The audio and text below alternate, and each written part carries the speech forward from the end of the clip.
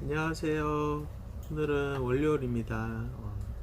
이제 새로운 한 주가 시작되고 새로운 한 달이 시작됐는데 다들 화이팅 하시고, 그리고 회사 다니시는 분들은 이제 좀 있으면 여름 휴가도 다가오니까 또 열심히 일하시기 바랍니다.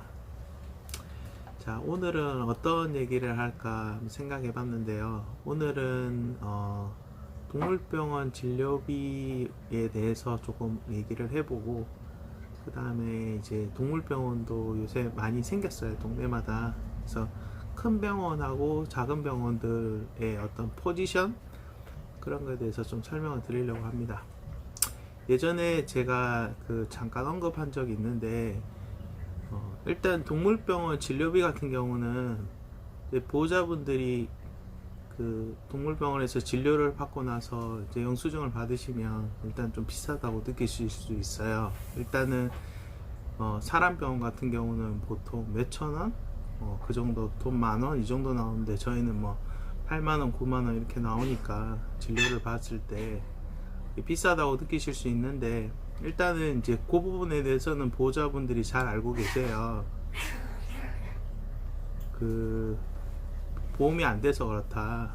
그래서 이제 보통 사람 같은 경우는 건강보험관리공단에서 이제 돈이 나오죠. 그래서 이제 의사들이 만 원을 수납해도 따로 이제 공단에서 돈이 이제 몇만 원 더 나오기 때문에, 그게 이제 두 가지를 더해서 수입이 되는 거고, 저희 같은 경우는 보험이 없기 때문에 그런 거다. 이제 그거는 이해하셨고요.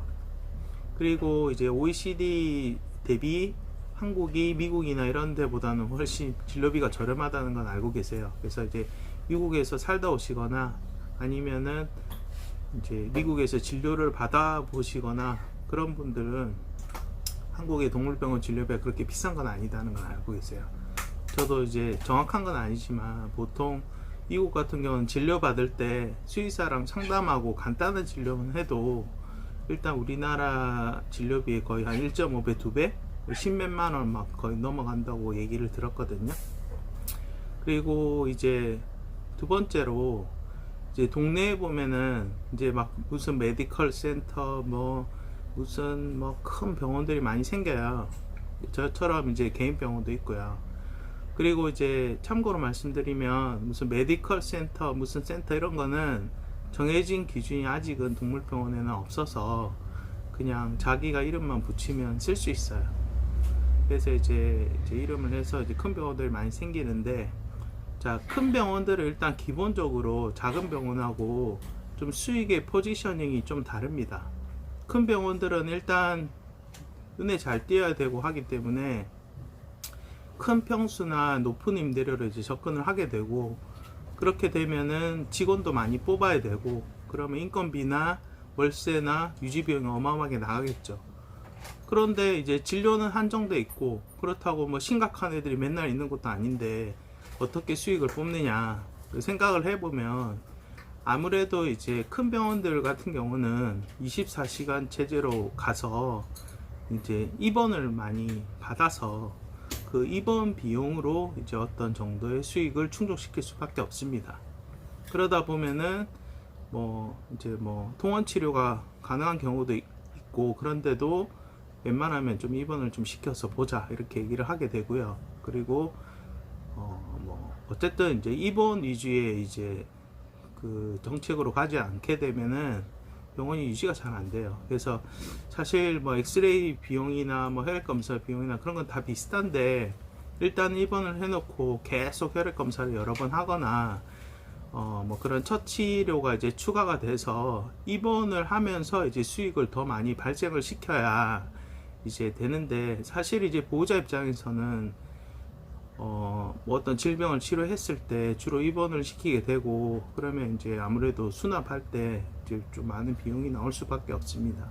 그래서 뭐 큰 병원이 무조건 나쁘다 이게 아니라, 좀 심한 애들 같은 경우는 입원이 필요한 경우에는 어쨌든 그런 병원에서 계속 입원을 시켜서 관리를 하는 거고, 그리고 규모만 보시고 하지 마시고, 이제 일단은 병원의 어떤 실력이나 그 다음에 의료진이나 이런 거를 고려를 하셔가지고 내가 좀 더 믿을 수 있고, 그리고 지역에서 어느 정도 평판이 있는 병원에 맡기시는 게 낫겠죠.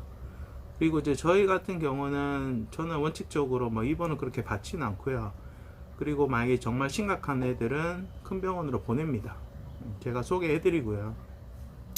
근데 이제 일단은 저희 같은 경우는 그렇게 뭐 인건비나 임대료가 많이 드는 게 아니라서 사실 굳이 막 불필요한 검사를 할 필요도 없고, 그리고 검사를 정말 해야 되면은 해야 된다고 강하게 말씀을 드립니다. 그러면은 대부분의 보호자분들은 다 수긍을 하시고, 또 저희 병원이 이제 뭐 1, 2년도 아니고 이제 거의 5년 넘어가다 보니까 이제 저도 저희 병원 나름대로의 평판이 있겠죠. 뭐 저희 병원을 다녀보신 손님들이 저희 병원에 대해서 얘기를 하시고 주변에 추천도 하시고, 아니면은 뭐 저희 병원을 싫어하시는 분도 있을 수도 있는데, 중요한 거는 저의 모토는 싸게 해서 뭐 뭔가 보호자를 현혹시키는 그런 병원이 아니고, 필요한 경우에는 검사를 하지만 필요 없을 때는 또 안 해도 된다고 말씀드릴 수 있는 그런 좀 솔직한 병원이 되고 싶은 게 저의 목표입니다. 그래서 저도 어제 일요일이라서 잘 쉬고 왔고요.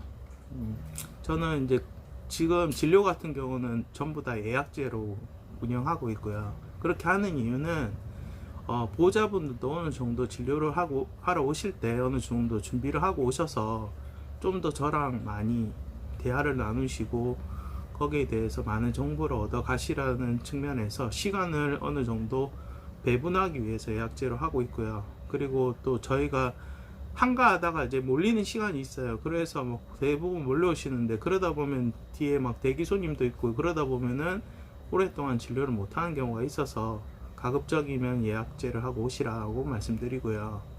그리고 저도 오픈 초기에는 뭐 거의 뭐 일요일도 안 쉬고 근무를 했었었는데, 제가 보니까 이게 급한 경우가 아니면 어차피 병원 영업시간에 다 시간에 맞춰서 오시더라고요. 그래서 이제 저도 이제 근무 시간을 많이 줄이고 일요일에는 쉬고, 그렇게 하다 보니까 저도 일단 충분히 휴식을 취해서 내가 삶의 질이 어느 정도 높아져야 또 보호자분이 오셨을 때 좀 더 활기차고 웃는 모습으로 좀 뭔가 좀 열정이 있는 진료를 할 수 있겠다 생각해서 그렇게 하고 있습니다. 오늘도 잘 보내시고, 다 뭐 자영업이든 회사원이든 뭐 수의사든 보호자분들 다 고생하고 계신데, 뭐 솔직히 요새는 대학생들도 좀 힘들어요. 등록금도 벌어야 되고. 그래서 이제 그런 분들 다 응원하고요. 또 대학생분들은 또 방학이니까 방학도 알차게 보내시길 바랍니다. 안녕히 계시고 또 다음 영상으로 뵐게요.